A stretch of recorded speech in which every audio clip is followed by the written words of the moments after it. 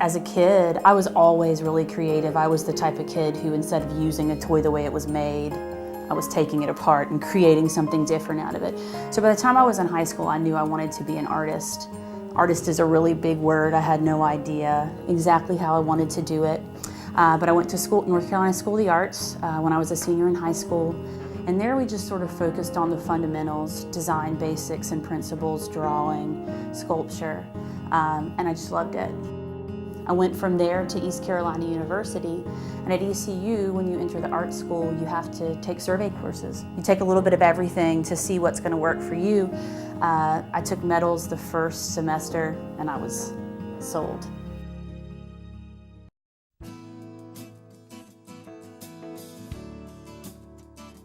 I think that the history of metalsmithing is really interesting. That goldsmithing or metalsmithing has been around for hundreds and hundreds, thousands of years.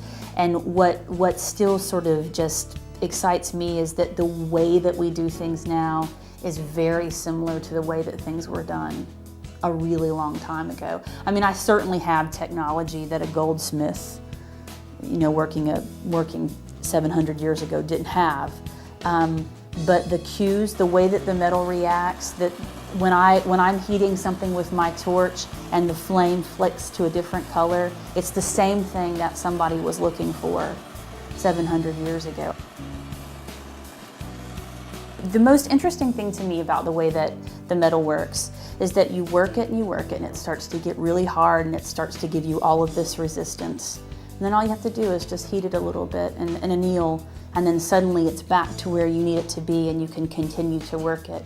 So what's great about the non-ferrous metals that I use, mostly sterling for me, but copper or brass, is that you can just continue to work those metals over and over and over again. There are so many different ways that you can approach working in metal, and I'm definitely a fabricator. I usually start with sheet or wire, and I take that sheet or wire and create or fabricate it into something else. I use a lot of techniques to do that. I do a lot of forming, hand forming and raising. I also do a lot of soldering, so I get to use a great big torch, which is really exciting.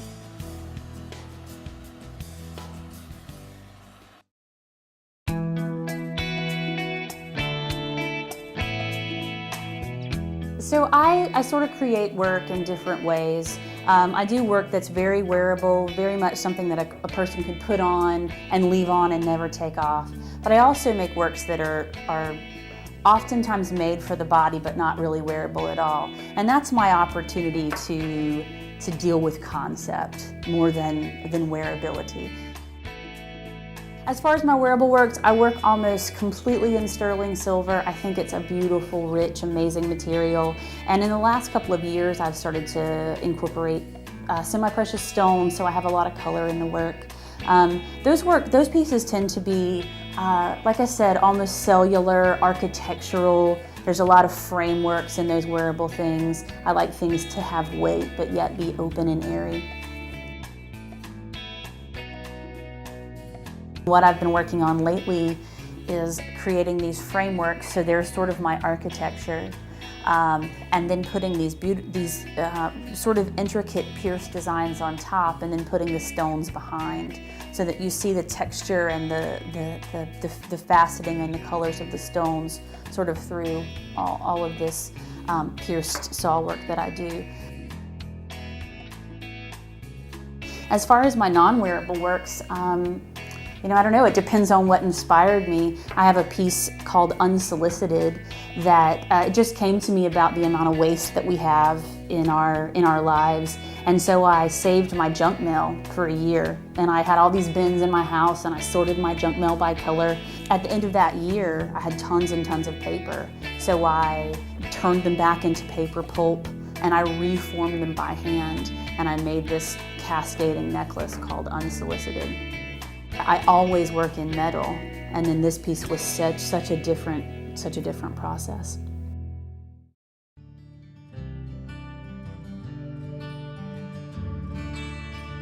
As far as exhibiting work goes, that's something that as an artist you do. Even if you're a selling artist like me, I do still try to have my work exhibited where people are just there to see it. It's not so much about the sale, it's about having the work seen and people getting the opportunity to sort of to get a sense of who I am as a creative person. I sell my work all over the country, either by being there myself at a fine craft show or a fine art show. I also sell through museums and galleries.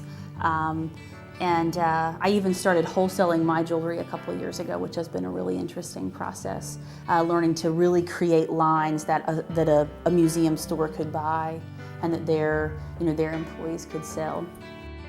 So I imagine that I will probably be sitting in a studio, maybe that one, the one that I work in now, 10 or 20 years from now, creating, struggling, enjoying, celebrating the same way that I do now, but probably, hopefully, with really different results.